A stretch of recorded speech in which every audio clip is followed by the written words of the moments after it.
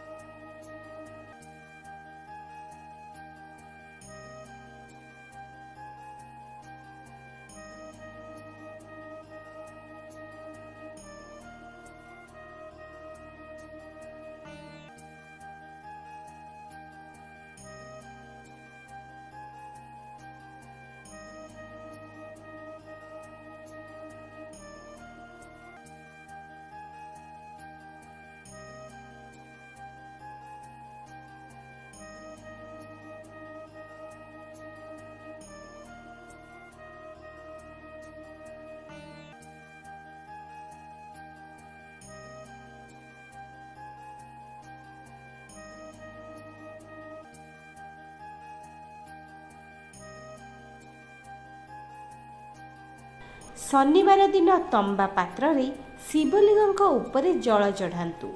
मांकड़ मानंकु गुड़ चना खाइबाकु दियंतु एवं एही दिन श्री हनुमान को चालीसा पाठ करंतु।